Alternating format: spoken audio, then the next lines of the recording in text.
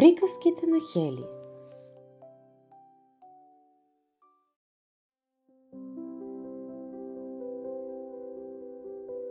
Разречка за кралската сестра Ангелина.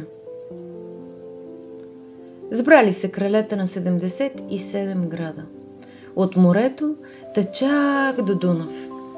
Сред тях най-личен бил Богдан. Сбрал ги в легена да си хортуват за важни дела.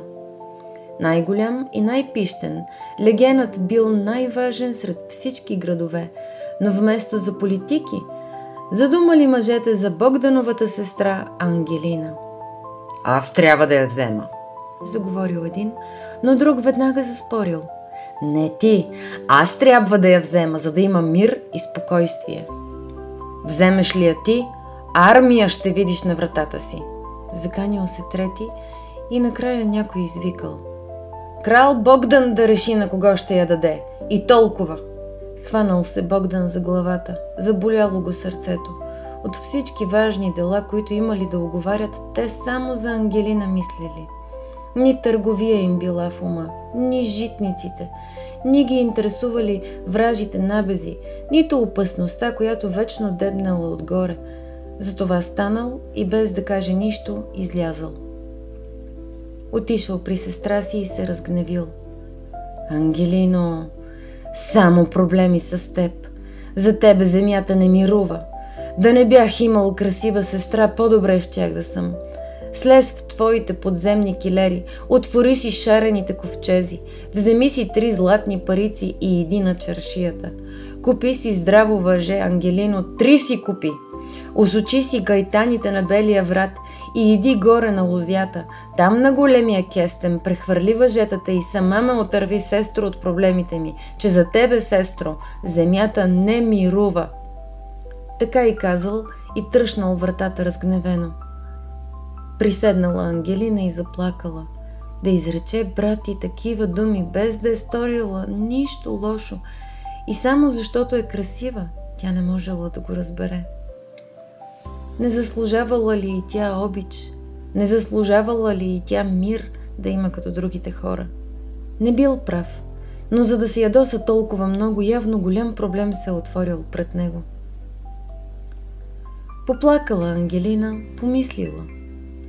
Излязла на разходка в градините към крепостта и по нея веднага тръгнали и пазачи, и дори конница да я пазят. 100 мъже охрана след нея вървяли. Но защо вървите по мен? Изненадала се тя, а те вдигнали рамене. Краля така нареди, да те пазим косъм да не падна от главата ти. Някой да не те отмъкне, да не те отведат далече от тука. Въздъхнала Ангелина и тръгнала към лозето. Там горе на баира имало наистина много висок кестен и тя приседнала под сянката му и огледала клоните. 2 часа седяла под дървото и мислила. Слънцето се качило високо в небето и напекло с парещите си лъчи мъжете, които били толкова много, че не можели да се съберат под сянката и затова всички стояли на слънце и се препотявали от топлината му. Гледала ги Ангелина и се замислила не за себе си, но за тях. Знаела, че сега, докато я пазят, се потят от топлината на слънцето и вода леят. Но станали конфликт, кръв ще леят заради нея и станало много болно. Гледала високо в клоните и в един момент видяла отговора на въпросите си. Станала и бавно тръгнала към покоите си. А има ли соколи тази година по полето? Деда имаше, но няма. Мишките са го превзели, отвърнал и един от мъжете. Така си мислех. Няма нито един сокол. Не е добра поличба. Вървяли по нея мъжете и заразпитвали за какво говори Ангелина. И всеки един изкоментирал, че не е виждал сокол. И права е, няма соколи. Някои мислили, че тя говори иносказателно и под сокол иска да каже юначен мъж. Други предположили, че има предвид решение на проблема, че соколът ще донесе решение, но няма такъв и това означава, че лоши неща ще се случват и битки ще има. Много и най-различни неща си говорили мъжете, докато вървели по пътя от лозето към центъра на Легена. И очите им все в Ангелина били, защото тя наистина била приказно красива. Когато се прибрала у дома, Ангелина извадила най-красивата си премяна. Копринени и бляскави одежди, достойни само за крале. Облякла се в тях. Слязла в подземните си килери. Отворила шарените ковчези. Взела си 3 златни парици и тръгнала към чаршията. Всички да я видят, ослепително красива с царските й дрехи. И по нея 100 мъже пак тръгнали да я пазят, някой да не я отмъкне. Купила здраво въже, 3 ката въже купила, точно както брат й наредил, и не разрешила на никой да й ги носи. Свечерило се и тайно се промъкнала край охраната, качила се на лозето и направила каквото е намислила. На сутринта Богдан се събудил от викове, които звучали оглушително, и веднага излязъл да види какво става, а всички мъже, които пазили Ангелина, стояли с наведени глави. Какво е станало? Викнал Богдан, и понеже никой не смеял да го каже на глас, 2-3 вдигнали ръце и посочили лозето. Метнал се оплашено на коня си Богдан и право там отишъл. И какво да види? Празничната рокля на Ангелина виси вързана с здрави въжета от клоните на кестена, но Ангелина вътре я няма. Гледал Богдан и не знаел какво да мисли, нито знаел какво да каже, когато чул мъжете да си говорят. Сокол! На сокол пиле се е превърнала! Вдигнал очи крал Богдан и видял, че в короната на дървото е кацнал сокол и право в него гледа. Дотичали и други хора от Легена и започнали да възклицават. Вижте, вижте! Сокола право в краля гледа! Ангелина тебе гледа, кралю! Огледал лицата им Богдан и веднага видял сред тях лицето и на сестра си Ангелина. Била се преоблякла с стари дрехи. Била с невчесани коси, неумито лице, водела 2 кози със себе си и приведена стояла сред останалите хора. Обърнал се Богдан към нея и я посочил. Ти, жено стара! А ти видя ли какво стана?